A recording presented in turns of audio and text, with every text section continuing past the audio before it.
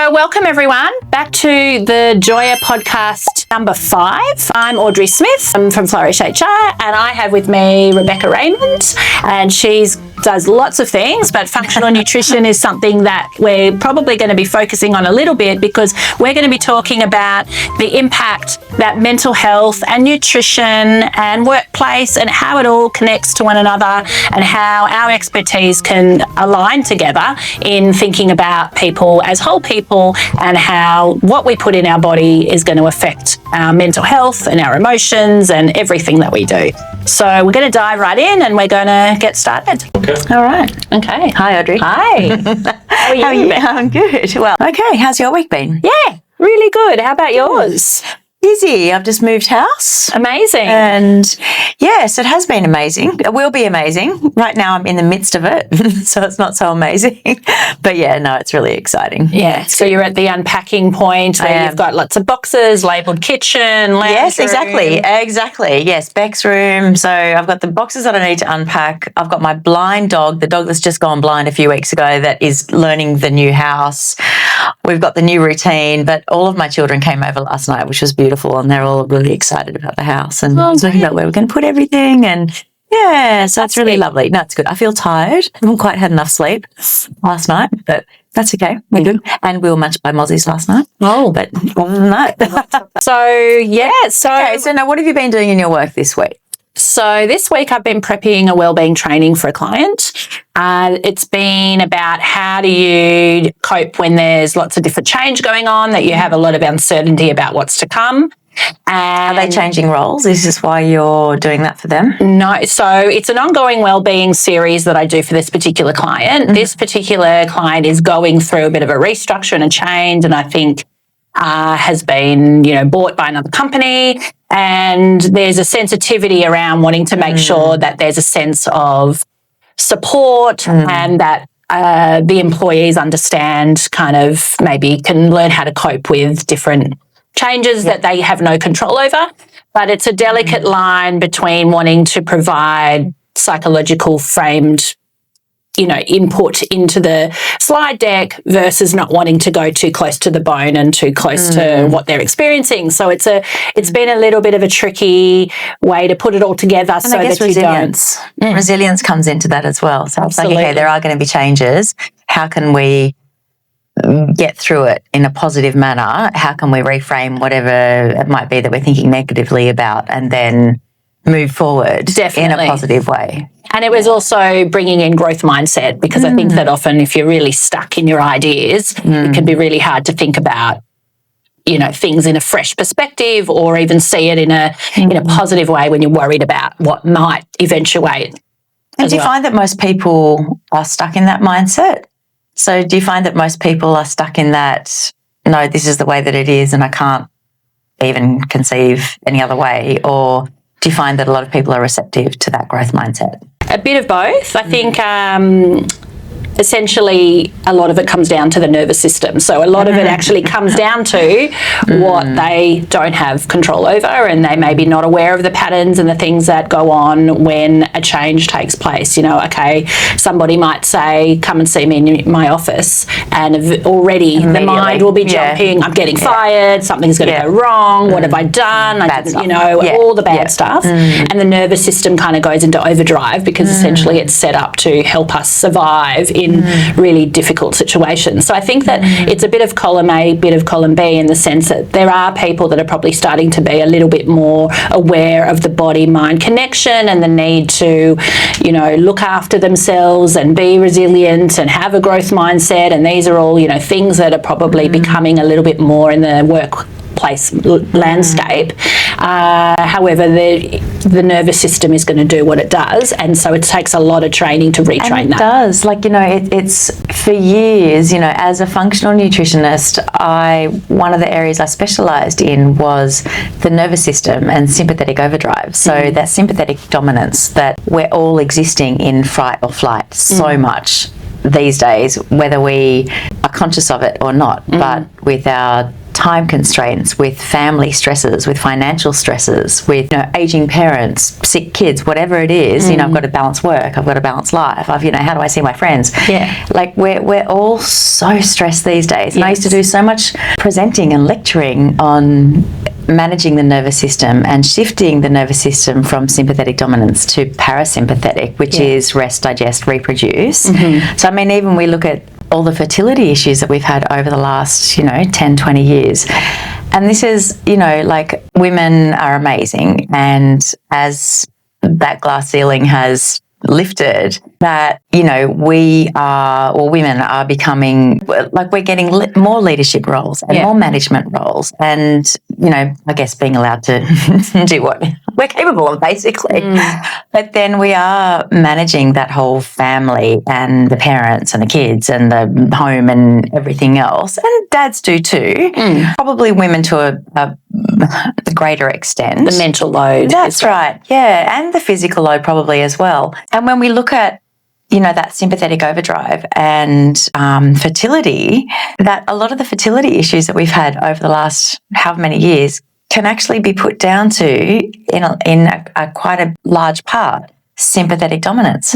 Because the sympathetic dominance is, that fright, flight, fight. So in the old, ancient days, like a saber-toothed tiger is either going to eat us or we're going to hunt it and feed our tribe for the month. So, once that clear and present danger is over, either we've been eaten or we've caught it for our tribe, then the sympathetic nervous system goes back down, the parasympathetic comes back up. And that's what it's meant to do. It's a seesaw. We can't exist in both at the same time. But these days, we've got different clear and present dangers. Well, our body perceives these clear and present dangers. And with the sympathetic dominance of, that fright, flight, fight nervous system being up and stimulated the whole time, our parasympathetic nervous system, which is rest, digest, reproduce, goes into shutdown. So rest is our immune system. So our immune system gets suppressed.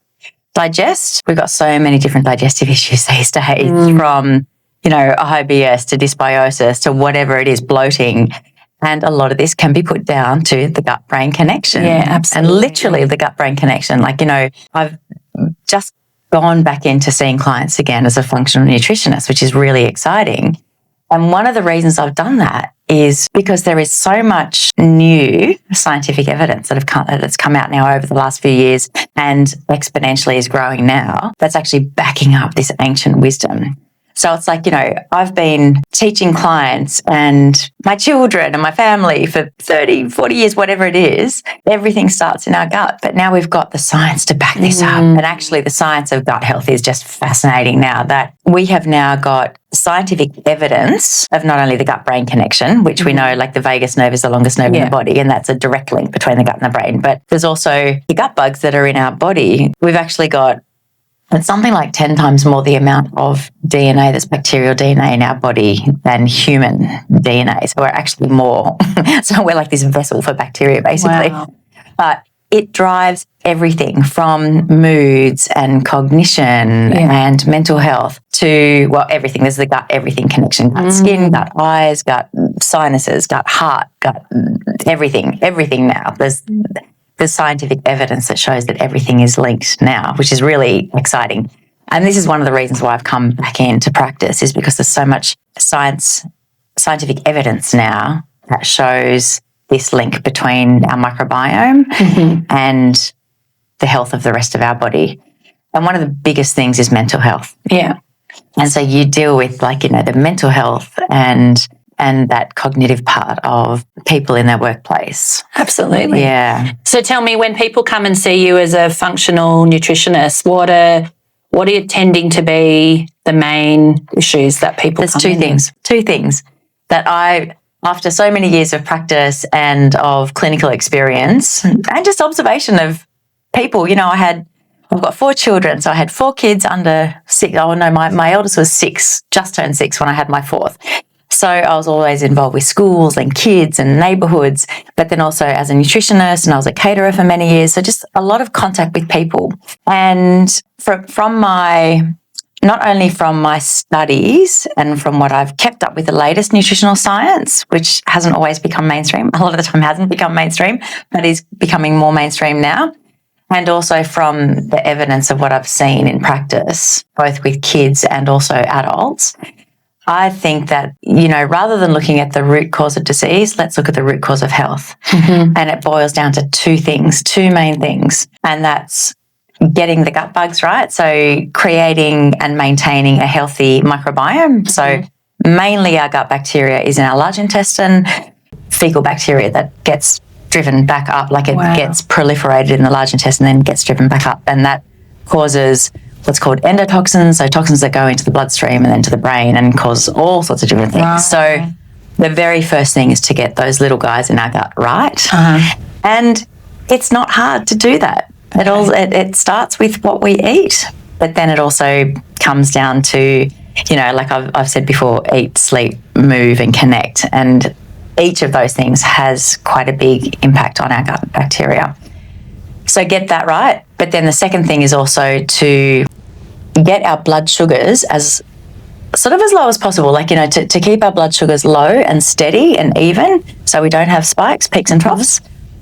And in turn, that maintains a low and even insulin level in our blood as well. So insulin is one of the most disruptive and dangerous, important but dangerous hormones in our body that if it's high, if it's elevated and if it's maintained at a high level, which is from high blood sugar levels, and that comes from diet, from stress, from sleep. So we need to, and then that causes all sorts of hassles and all sorts of ill health and dis-ease in our body. Everything from, brain fog to weight gain to type 2 diabetes, all sorts of different things. So I think that, like, to answer your question, long story short, the two main things are to get our gut bugs right and to keep them right. So a healthy microbiome and to get our blood sugars. We talk about glucose all the time, but it's actually blood sugars as a whole, low and steady, and therefore get our insulin levels low and steady as well in our body. And that then comes back to, a few years ago I was doing some work with an insurance company and we were looking at workplace health and the amount of time people have off work because of mental health issues and ill health. And this kind of circles back to what you do as well. It's like, okay, so to look after people's health and well-being at work, it does start with getting those two, I believe it starts with getting those two things right. Absolutely. And especially because people are coming into the workplace with so many pressures. So we talk about you were talking about the importance of, the rest and digest and exercise and well-being and having a balance. And they're all kinds of things that I would, support in workplaces. If individuals came to me for EAP counselling, I'd be talking, so what's your diet like? What kinds of things have you noticed in yourself? Have you noticed that you haven't been sleeping well? Have you noticed you haven't been eating the same way? You're kind of either junking out or not eating, skipping meals, that kind of stuff. So all of that stuff really connects to how a person's going to feel, and then you throw in the pressures of work or an event that happens at work or something happens in a family situation. It's really, there's just so much overload. And so, it can get to that stage, that overload stage as well. So when you work with your clients, do you develop programs within your clients' workplaces that deal with these things and then support your clients? Is that how it works? So that's one of the things that I do. It can be proactive or it can be reactive. So a proactive well-being situation with a workplace would involve being able to develop a plan for well-being in the workplace. Perhaps it's a high-risk workplace where there is lots of different kind of stresses going on as part of the work that they do. Maybe it's a caring profession where there's a lot of intensity going on, in disability or aged care work, that kind of thing, or even with young people. And so it's sitting down and determining, what ways is well-being going to be addressed if it's in a proactive way. So it might be like having a once a month training lunch and learn style session where an organisation will invite everyone to come along, either in a face-to-face, but these days it's tending to be an online kind of team style presentation where for 45 minutes to an hour they're getting some insights and some strategies and some tips as to how to improve their well-being in relation to a particular topic. Could be about how to manage their nervous system. It could be about dealing, like I was telling you earlier, about an issue that comes up in terms of adapting to change or an uncertain future and how to kind of handle in that way. But if it's in a reactive situation, it might be that there's an individual in the workplace that isn't coping and an organisation wants assistance to help that person manage that and keep them in their role, and not to move them on, but to provide them with the tools and the strategies and the support to develop, I guess, that work-life balance and well-being, and implement, introductions to local services. And so it kind of becomes a little bit almost like a case plan for a particular individual in a workplace who might be struggling with their mental health, or maybe it's a drug and alcohol issue, or maybe it's their behaviour. So do you find that there's a pattern of, when you have individuals brought to you like this, have you found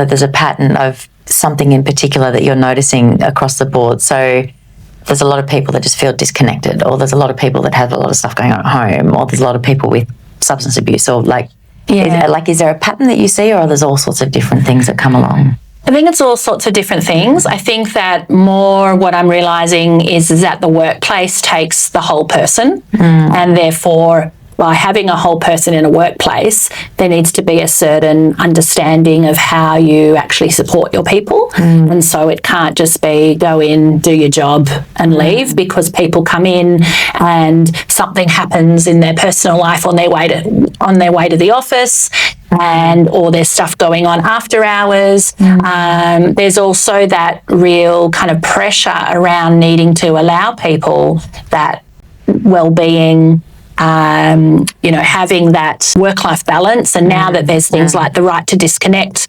legislation, so you can't just be calling outside of work hours very, willy-nilly like you might have done previously. There needs to be an expectation of people's personal time and people's work time, but the boundaries are still blurred.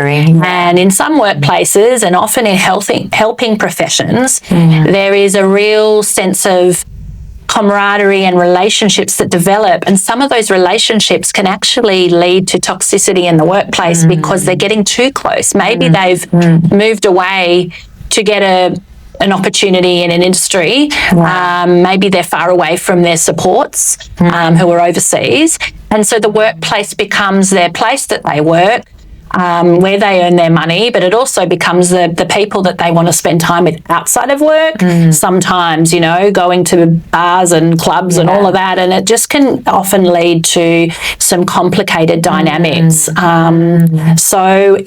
It's really hard to pinpoint, but some industries I think have some of those kinds of issues with the blurred boundaries, and other organisations are probably also grappling with the way that the workplace environment has changed since COVID. I was just about to ask you about that. So it's like, that's really interesting. I hadn't considered that extreme, where actually people become so ingrained in where they work that they don't have the connection outside of work with friends, with family, with tribes, with hobbies, whatever they're doing outside of the workplace. So that becomes their entire world. Absolutely. And I was actually going to ask you, like, as you were talking, I was thinking, how have you noticed things change since COVID? So you're saying that with the meetings that you have, often it's online now. So, although it's like I look at my kids, and over from, I think it was between my first child and my third child was when iPhones came in.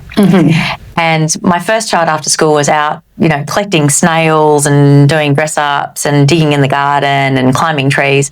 By the time my third child was coming through the end of primary school, that's when phones had come in. And so then, like, we're parenting going, like, what do we do here? Do we limit phone time? If we do that, are they going to become completely ostracized socially? And then there's the whole, especially I've got 3 daughters and 1 son, like the pressure on the girls of the whole, comparing the worst part of their lives to the best part of people's lives that they post. It's like, that was a really interesting period for us at the, like during that late primary school, early high school period. And so many people had said to me, they're the most disconnected generation of kids ever because, they're all on their phones. And in some ways, they're actually the most connected because, they can go, like still now, they go on Snap Maps and they can see where everybody is or, whatever it is. Actually, they're constantly video calling and talking, and in some ways they're more connected than anyone's ever been before. But it's the face-to-face stuff that's missing. And so in the workplace, and we're all doing Zoom calls now, and we're not actually getting together in a meeting room and putting the phones down, not even on the table, but like putting phones away. It's even like, that the whole premise of if you go out to lunch or dinner or breakfast with friends or family, don't even have your phone on the table. Don't have your phone on the table face down. I'm the biggest culprit for that. It's put your phone down, put it away. I've been challenged on this, like with a few podcasts that I've. I can see phones on the table over here. Totally. But it's like that message that it's the message that you send. It's actually I'm engaging with you, and everything else that's going on doesn't matter as much as you matter to me right now. Absolutely. It's the present moment stuff. It is, even if it's face down, it's still that presence. Like there's still the presence of the phone there. It's like I say to my kids, like, and then if I don't say it to them, then, they'll get it out and do a quick check and put it away. I'm like, put it away. No, I need to practice. Engage, that better. But it's so interesting how addictive these things are. And not only addictive, I think it's this habit that we're in. It's habit forming. That it's just like, that habit that you've got it there that you're checking constantly. But what I was going to ask you, sorry, I digress, was post-COVID, how have you found the impact on people within the workplace? Even just the Zoom calls. So we're not connecting in a boardroom or in a meeting room like we are today. Like, how have you found that has impacted people's health, mental health? Like, have you noticed a change in the connection that people have with people? Even though we're sort of more connected, we can connect so much more easily whenever we want, rather than having, knowing all the landlines that you got to wait to someone's home before answering machines. But we can be connected with somebody on a video call right now. We've also provided more access to people. So, I can have people reaching out to me from interstate and overseas and wanting to collaborate and work together. And in the past, it would have been like, well, why would you be interested in connecting with me on LinkedIn or whatever? But there's so many, I guess, cross-border, and there's just so many more opportunities, I think, because everybody has kind of moved into that sense of we're not just having to be in the CBD at a particular office, and that we can do meaningful work wherever we are, and we can go on holidays and we can bring our computers with us. And if you know that all too well, I do.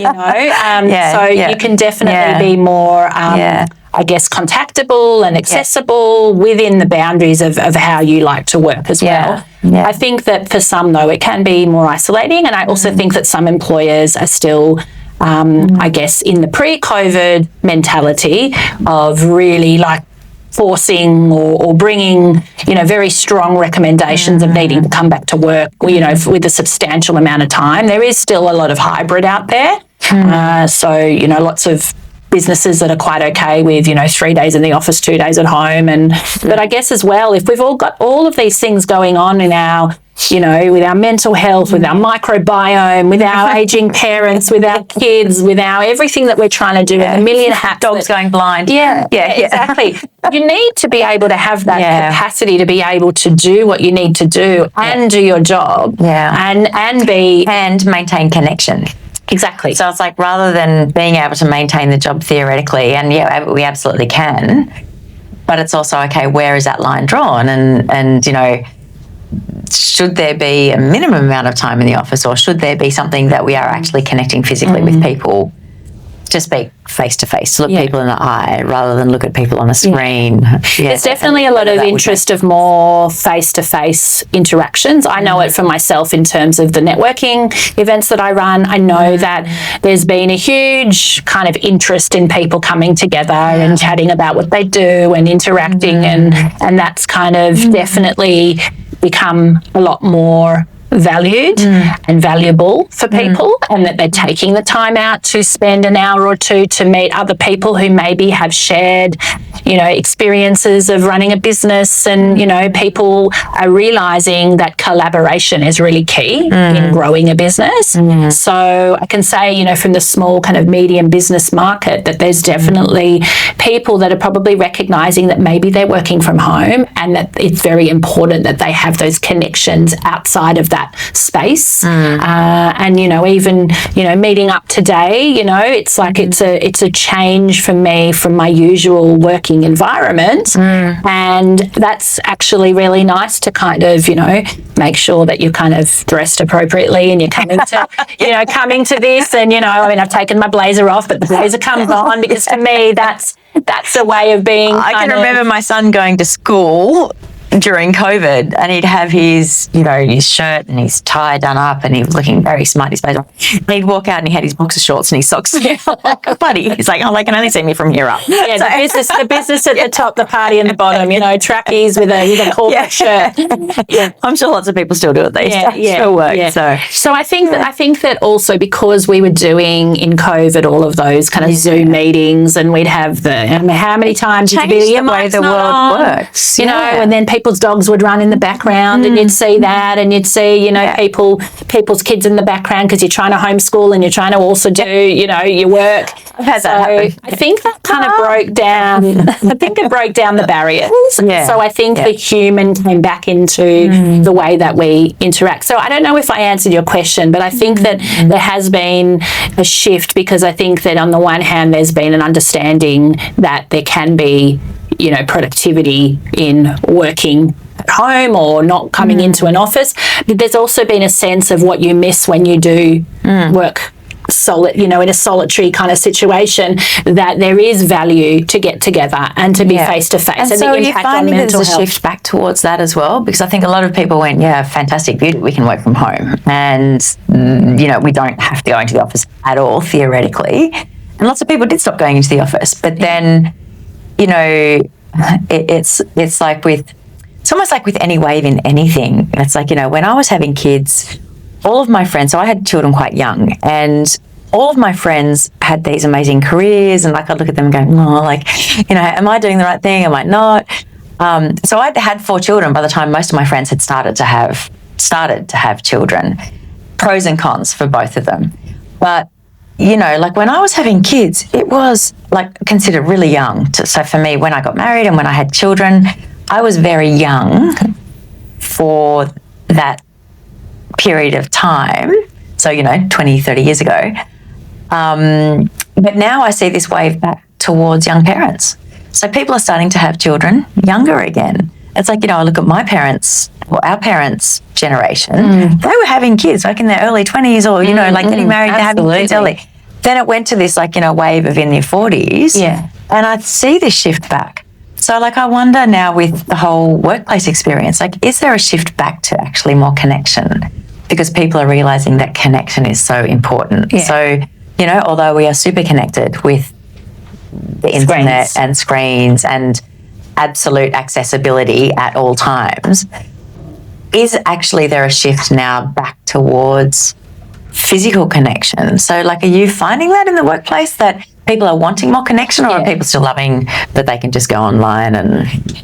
Yeah, I think there probably are people that enjoy the ability to have the flexibility, but I also think that there is that sense of value that they get from being in the office, and there's a sense of value that they get from not being in the office. So I think that the hybrid is really probably the best approach. Are there many businesses now that don't even have offices, that only conduct their business via screens, via Zoom calls and online?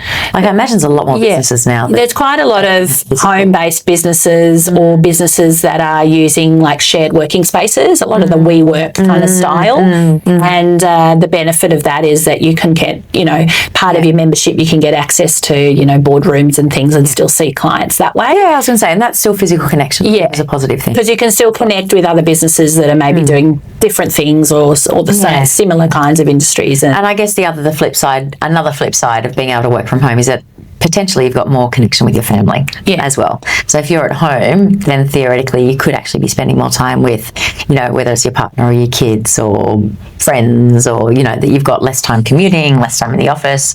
Definitely. So theoretically you could actually be more connected at home. Yeah. So I guess it's really interesting because I think both of us have a commonality in that we are thinking of things holistically. We're thinking about the connection between the brain and the gut and well-being, and how mental health comes very much in the forefront of everything that we've got in our lives. And so it's interesting for me to speak with you and to hear your perspective, because it gives me an aligned perspective but something different. I like the fact that nutrition plays such a role in regulating people's emotions, in ensuring that people are having, a better quality of life, really, because if you don't have, gut issues, then imagine what your life can be if you can maximize the... And I guess, for me, an advantage that I see from being able to work from home as well is that you do actually have a little bit more time. And so you do have the time to think about shopping, to think about meal prep, to think about, okay, what can I cook, rather than just grabbing something in a packet, because that's the most disruptive thing to our health. There's, packets, there's highly processed foods. That's where it all starts to go haywire. So, if we've got a little bit more time at home, then theoretically that is something that we can be thinking about that actually can create this basis of really great physical health, but also mental health as well.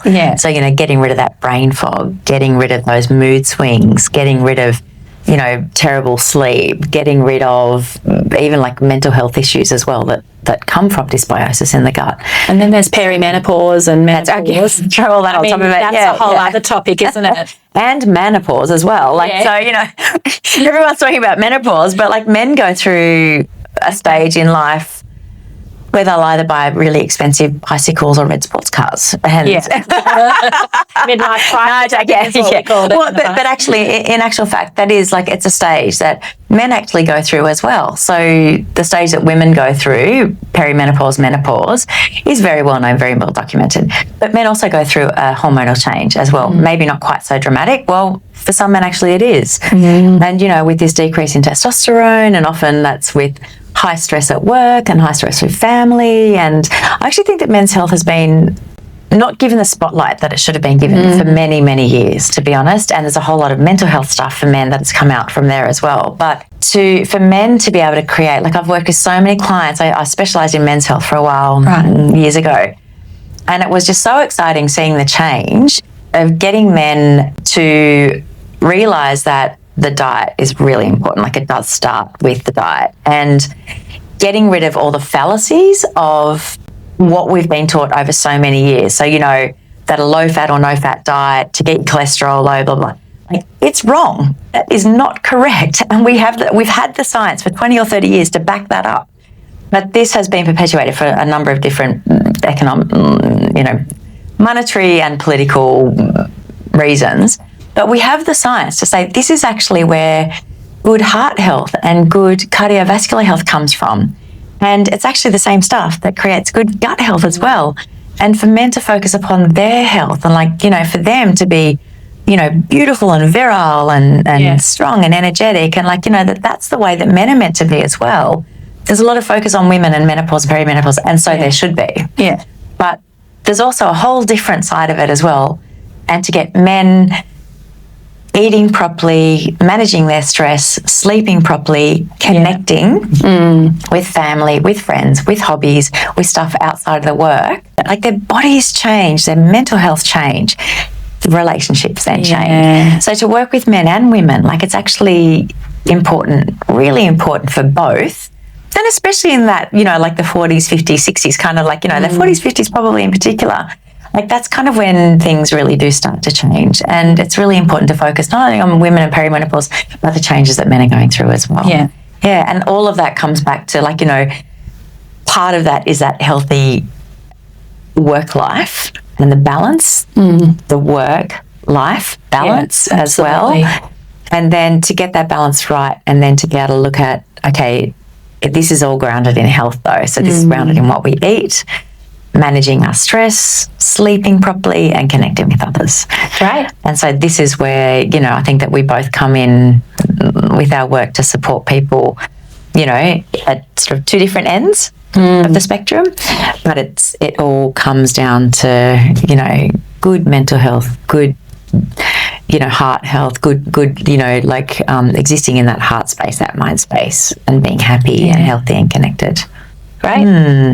I'm curious, for someone that's not in the nutrition space and is always thinking about how to best kind of plan meals and make them suitable for two fussy kids and how much protein, how much plant-based stuff. Yeah. Is it still the Mediterranean diet? Is intermittent fasting bad for you? I've got so many questions and I'm curious as to just if you could just tell me kind of very quickly your thoughts on that. Look, the very first thing is eat real food. So, I mean, the whole American dietary guidelines have just changed, which is really exciting because often Australia is kind of like we have this knock-on effect, the flow-on effect from America. And America's in a really bad state with their health. And so this is really exciting that the food pyramid literally has been sort of turned on its head. So it's basically eat mostly plants, so like plant-based diet, but humans are omnivores. It's like that's how we evolved. And when we look at the way that our bodies are made from a physical and biochemical perspective, that it's difficult to get everything that we need only from plants. That being said, most of what we eat should be plants, but then to also have good whole proteins. So when we get chicken, don't just get chicken breasts with nothing on them. Like, get the bones, get the skin, eat the fat on meat. Don't have like a plate full of meat and that's it and a bit of parsley as garnish. It's like most of our plate should be from plants. Whole foods, plant-based. But then have really good protein that goes with that. And with that protein also comes healthy fats. So usually, like when we talk about healthy fats, we can add olive oil, which is amazing, and, you know, we can cook in coconut oil. But usually when we talk about good healthy fats, it's actually in the whole food. So we've got eggs, which is great protein and beautiful healthy fats. We've got meat. Have a piece of meat, but eat the fat and the skin on it. Don't roast a chicken and pull the skin off the whole chicken and eat that. Guilty, okay, sometimes. But, you know, but it's actually to eat like the whole food. So, you know, as close to its natural source as possible. So, you know, focus on lots of plants and a rainbow of plants. So lots of polyphenols, so lots of colours in plants. Eat a rainbow, and that's with fruits, with veggies, with pulses. Grains are a different matter, and that's a whole other conversation to do with cardiovascular health as well and grains. So I would say probably stay away from grains, especially wheat, as much as possible. Plant-based, great meat, but eat the whole food. Full fat dairy, so don't think low fat, don't think no sugar, low sugar things either, because they've got really harmful chemicals in it. So based on whole foods, so mostly plants, good whole proteins, you know, whether that's meat, whether that's eggs, full fat dairy, and that can be cow's dairy, sheep, goat dairy. But if you're having cow's dairy, have full cream milk. A2 milk is even better. Jersey milk is if you can get it. So I know Harris Farm, there's other places that you can get Jersey cow milk. It's naturally A2. Often it's unhomogenized in Australia. We can't get unpasteurized milk. I grew up on unpasteurized milk. We had a Jersey cow that Dad used to milk every day.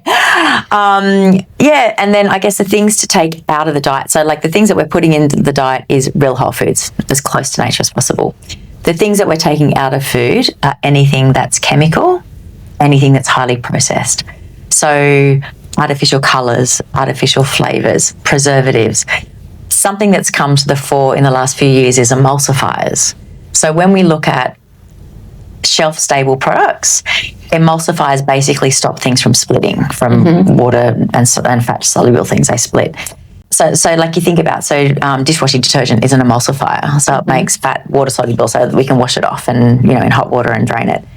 But the same thing happens in our gut. So when we have emulsifiers, it actually degrades the mucus that lines our gut that's super important to actually hold that bacteria and feed the bacteria. So very, very damaging to the gut.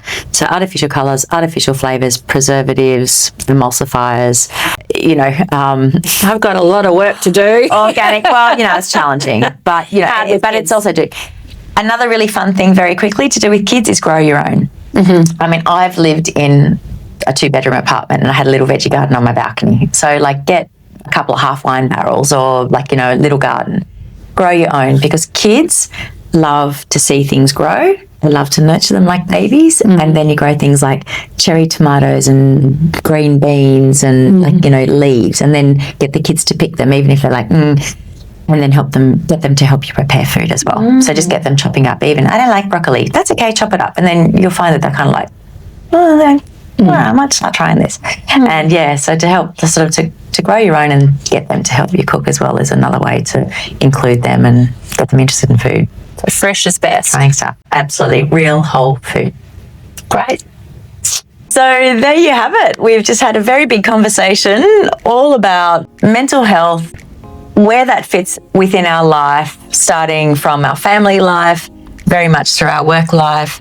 We've spoken about the effect that food and nutrition and where it all begins in our bodies, and all the way through to the way that our work environment affects our health and our mental health, and the connection that we have with people, even movement and sleep. So, we've had a very big conversation here today. We've covered lots of ground, and it's been really interesting tapping into Audrey's expertise as far as, I guess, thinking about the shifting workspace since COVID. So how has workspace changed? How has our work life changed?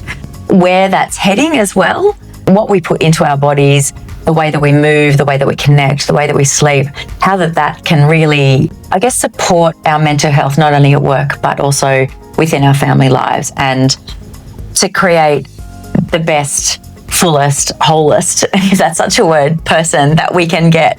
That we want to be whole, we want to be present, we want to be contributing as much as we can, and it all starts in the gut, but then it comes out very much so in all of the connections that we have, whether it's with our family or within our workspace. So it's been a really interesting conversation today. Yes. Thank you, Audrey. Thank you. And if you'd like to know more, go to the Joya Life website, so joyalife.com.au, and fill out the scorecard that we've got there. So that'll kind of give you a little snapshot of where you might be at in your life. And it's actually a really interesting little exercise to do. So it only takes a few minutes to complete. And you can go, okay, I'm doing really good on my connections, my relationships. Okay, maybe on my finances, I might not be so good. Or, there's a number of different pillars that we go into.